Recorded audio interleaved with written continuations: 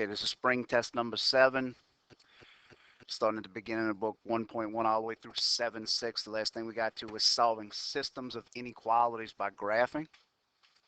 Number 1 says find a solution of the following systems of equations. So this is taking us back a little bit to just equations, not inequalities. And that is several different ways you can do it. We learned 3. One of them was to graph both of the equations and find out if you graph both of them, just as a quick sketch, you graph 2 of them, you find that spot where they both intersect, and it's 1 point that makes both of them right. Remember, that's the least effective method, because if you make a mistake on your graph, it'll make a mistake on your solution.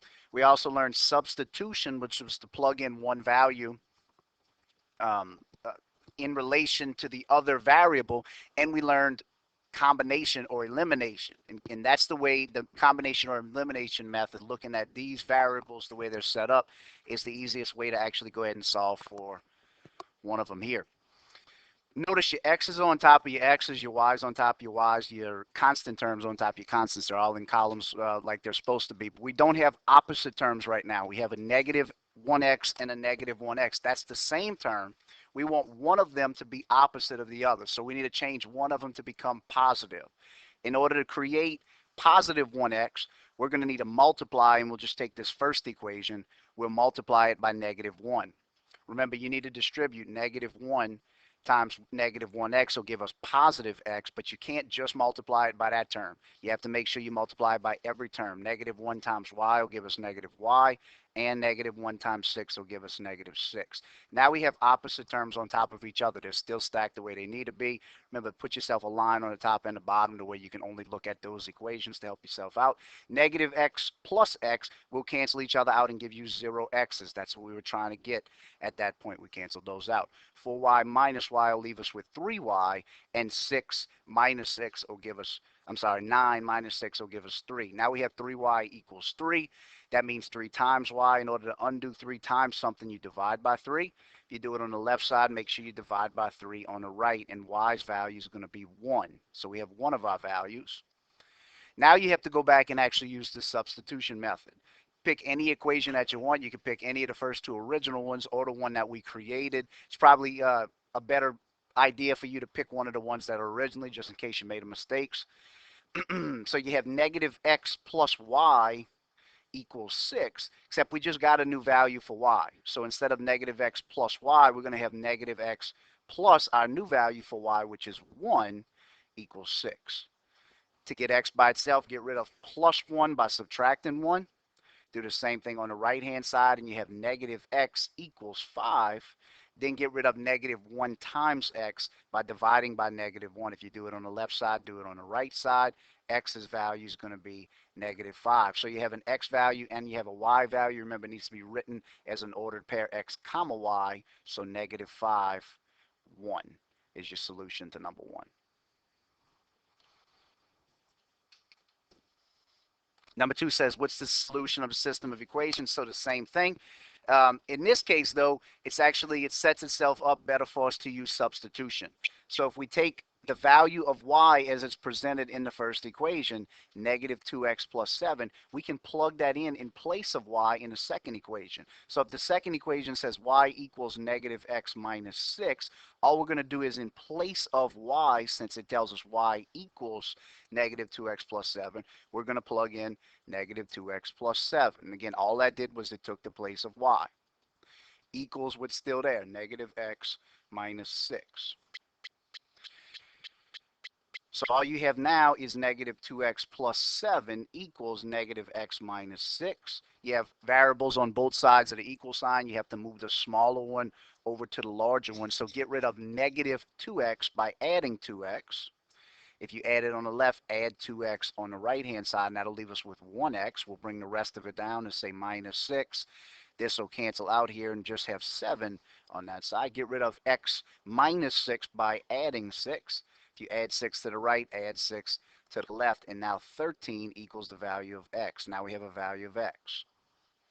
Take that and plug it into any of the equations that are up there. We'll just go back to this one that we wrote right away. Y equals negative x minus 6. And instead of writing negative x, y equals negative our new value of x. minus 6, and our new value of x is 13. All we're doing is substituting it in. So y equals negative 13 minus 6, or y equals negative 19. So now you have an x and a y value. Remember, x comma y written as an ordered pair. So 13 comma negative 19 is your solution.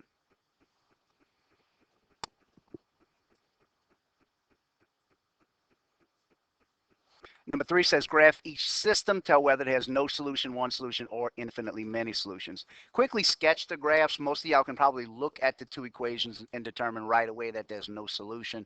But if you quickly sketch the graph just to have a little practice in, you know this is in y equals mx plus b form. B tells you where to begin. So begin at negative 2. Your slope is 4. Remember, that's 4 over 1. So go up and to the right. So up 1, 2, 3, 4, and to the right one time.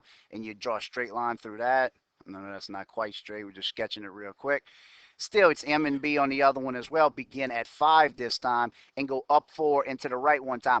Up 4 and to the right one time is the same thing as down 4 and to the left one time. And the only reason I tell you that is because we're going to run off the graph if we go up 4.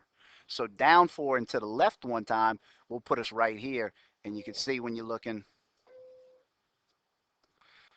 you can see when you go down 4 and to the left one time and try to draw yourself a straight line better than I'm doing, it actually gives you parallel lines. Parallel lines will never intersect. But you can see looking at your m values. If you look at your m values, they're stacked on top of each other. They're the same. Remember, anytime things have the same slope, they'll never cross each other. So they'll never be that one point to create a solution for both.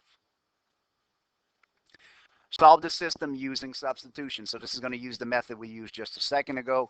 In place of y, we're going to plug in 4x plus 9. So instead of saying y equals 3x plus 3, 3x plus 3, we'll plug that value in 4x plus 9 in place of y. So 4x plus 9 equals 3x plus 3. Get rid of positive 3x because we want to move our x's to the same side by moving the smaller one over to the larger one. If you subtract 3x on the right, do the same thing to the left. 4x minus 3x leaves us with 1x. If you bring everything else down, plus 9 equals 3. Get rid of plus 9 on the left by subtracting it. If you do that to the left, subtract it to the right. X equals negative 6. So now you have a value for x, negative 6.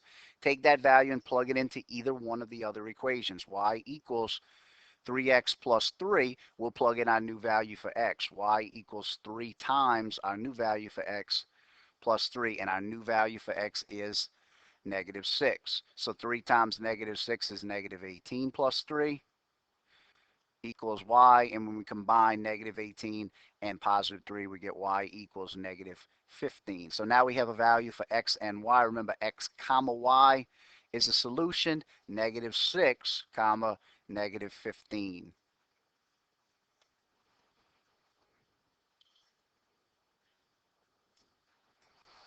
Number 5 says solve using elimination.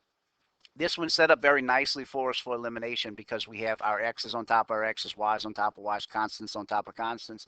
And even more so than that, than the last one we did, we have opposite terms on top of each other. Notice 5y and negative 5y, negative 5y. So if we combine these right away, 4x and 5x will give us negative, 9x.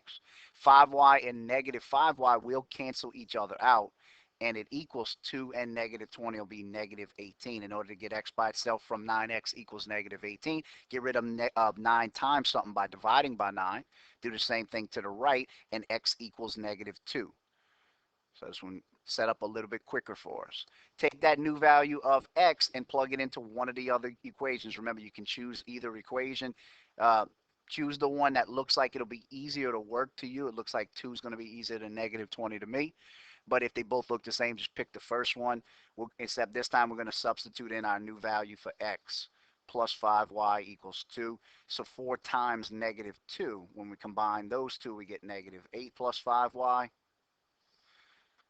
equals 2. And then when we get rid of negative 8 or minus 8, we do it by adding 8. If you do it to the left, add 8 to the right. 5y equals 10. Then get rid of 5 times something by dividing by 5. You do it to the left, do it to the right. Y's value equals 2. Now you have a value for x and y. Remember, x comma y written as an ordered pair. Negative 2 comma 2 is your solution.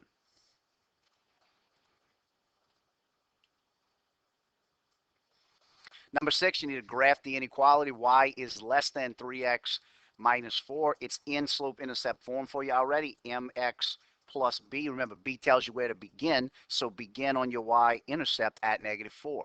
Your slope's value is 3. That's the same thing as 3 over 1, because remember, it needs to be a rise over a run. So positive 3 tells us to go up. So from there, 1, 2, 3, we would go to there. Positive 1 tells us to go to the right. 1. So that's where our second point is going to go. I'm going to erase this so it doesn't confuse anybody. So those are our 2 points from where we began, and our slope told us where to go. Now, this next part, less than, this symbol tells us if it's going to be a solid line or a dashed line. Remember, anytime you have less than or you have greater than, that's a dashed line.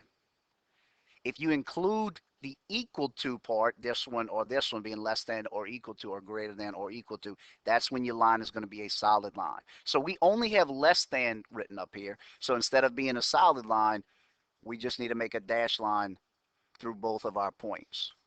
Now, we're not quite done. If this would be an equation, we would be way past done, but we're not. We have to determine if we need to shade everything on this side or everything on that side. It can't be one or the other. I'm sorry, it can't be both. It has to be one or the other. Now, you can pick any point on that side or any point on this side of the line. It doesn't matter which one, but remember, it's a way easier to multiply everything by 0, 0 if you can pick the origin. So as long as it's not running through the origin, you'll be in good shape. So that origin's value as an xy is 0, 0. So if we plug those values into our original equation, which was y is less than 3x minus 4, if we plug in the values in place of y, we plug in 0, and in place of x, we plug in 0, and we do the rest of it, 0 is less than 3 times that minus 4. We have 0 is less than anything times 0 is 0 minus 4. 0 is less than negative 4. You have to evaluate this statement. You have to determine, is that true or not? Be it, if it's not true, that's just as good as it being true for us. Right here, we can see that this is a false statement. 0 is not less than negative 4. So that means everything to this side of the line is wrong. So if everything to that side of the line is wrong, that means everything to the other side of the line is right. So you shade away from the point that you picked, in this case, 0, 0. We'll do this next one a little bit quicker. The only thing that's different with this one from the last one is not in mx plus b form. So we have to make it do that. Get rid of positive or plus 8x by subtracting it. If you subtract it on the left, subtract 8x on the right. 2y is greater than or equal to mx, so you want to put the mx term first, positive 6 plus b. Get rid of 2 times something by dividing by 2. If you divide the left by 2, make sure you do it to everything on the right. Y is greater than or equal to negative divided by positive is going to be a negative 4x, and positive divided by positive will be plus 3. Now, we divided right there, but we don't need to reverse the symbol because we only divided by a positive number. So now we have it in mx plus b form. Our b value is where we begin, so begin at your y-intercept of 3, and your m value is negative 4. That means go down 4 into the right 1. So down 1, 2, 3, 4 into the right 1. That's our second point. Now it says greater than or equal to. So now instead of being a dashed line like the last one, we want to create a solid straight line for this one.